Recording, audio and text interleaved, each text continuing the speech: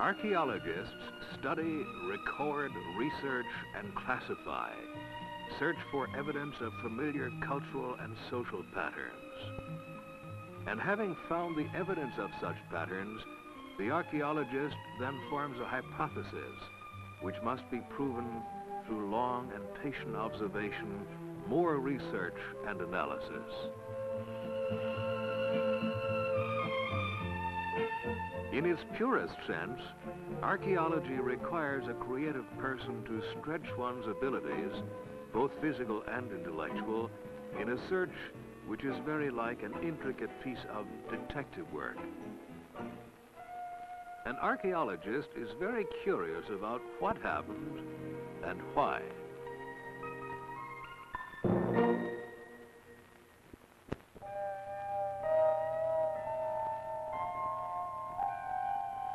In early times, unfamiliar objects were thought to have strange and supernatural origins. Relics from the wars of the gods, thunderstones charged with miraculous powers, both good and evil.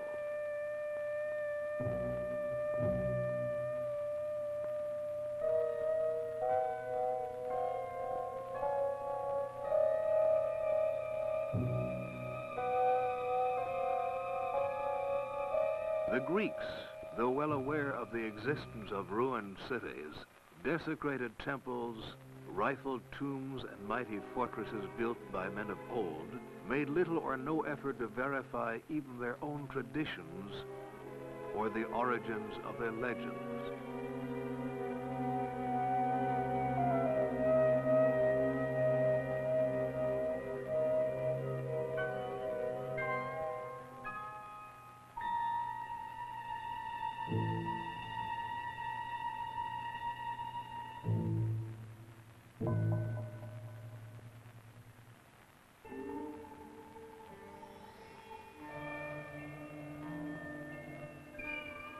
With the fall of the Roman Empire, there followed a time when independent thinking about history and the earth and man dwindled.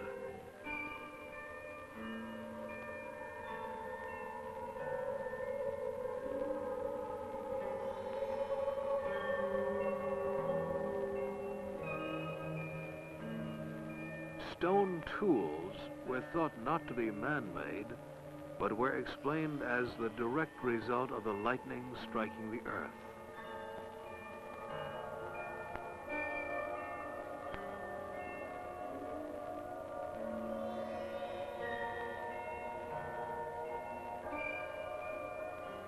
Fossils found on mountains far from the sea were said to have been washed there by the waves of the biblical flood.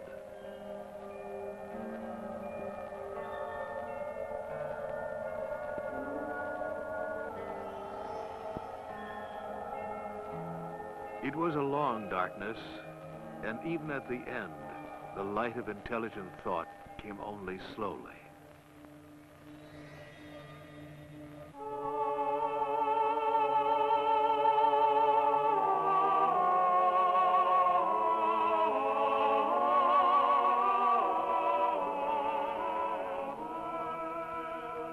The years of enlightened knowledge and the first picture of man's past begins to take form. Michael Mercati was a 16th century field naturalist and superintendent of the Vatican Botanical Gardens. In his life's work, the Metallica, Mercati compared ancient artifacts with the tools and weapons of the American Indians. He explained how flint instruments were made and used illustrations to show the purposes of stone axes, flint arrowheads, and blades. From his research, Mercati hypothesized a theory of 3 ages, divided into periods of stone, bronze, and iron, each representing the linear development of man, the basis from which the field of archaeology was to emerge. More than 2 centuries passed before the theory was actually put into practice. In 1816, in the city of Copenhagen, Christian Thomsen employed Mercatius' theory to classify the collections of the National Museum of Denmark. By so doing, Thomsen devised a system that was to become a tool of enormous value to interpret the prehistoric past.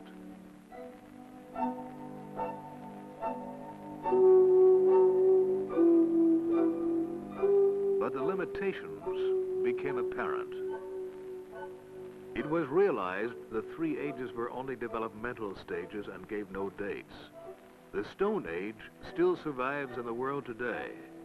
Consequently, the three-age system has outgrown its usefulness, though the element of stratigraphy has persisted as the most reliable of archaeological tools.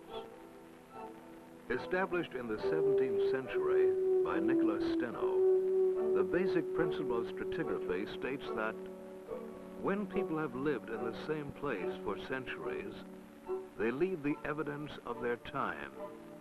Layers of rubbish, the ruins of cities, one on top of the other.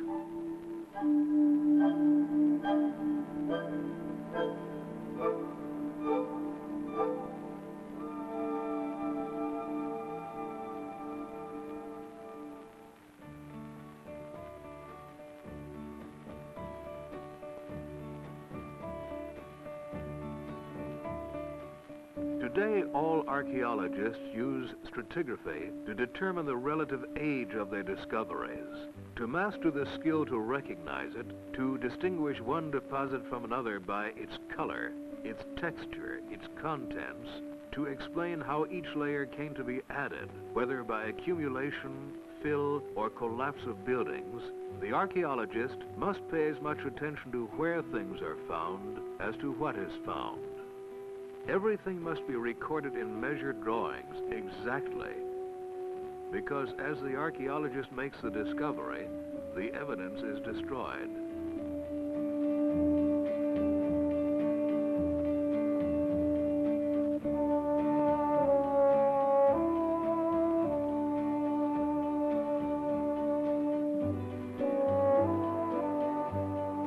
Just digging for objects is not enough. The archaeologist must have specific objectives in mind before beginning. Sometimes they're obvious, sometimes not. Minute variations in the Earth's magnetism can reveal iron deposits, places where the Earth has been heated by fires and where previously the Earth has been hollowed out or disturbed. These variances can be detected with the use of a magnetometer. Aerial photography can show irregularities in the Earth's surface, indications of roads and sunken foundations where buildings once stood, and patterns in fields where agriculture has flourished.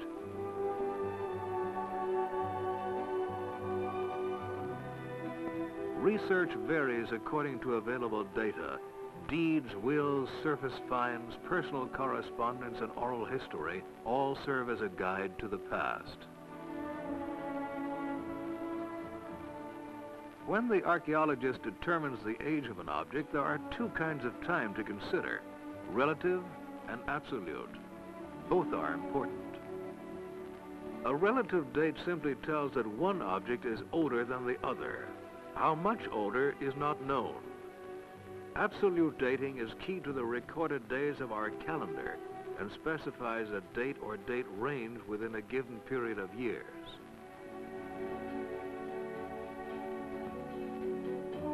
All living matter contains carbon. By measuring the proportion of radioactive carbon left in an object, the archaeologist is able to tell the age. Though the date given is never exact, the method of carbon-14 testing does give a range of dates that correspond to our calendar. No one person can successfully master the diversity of disciplines involved in archaeology, and the result has been that the directors of projects have had to rely on a number of people proficient in one or more fields.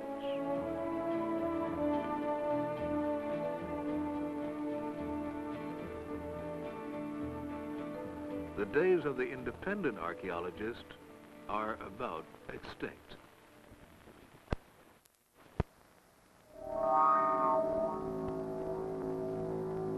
University Museum of the University of Pennsylvania.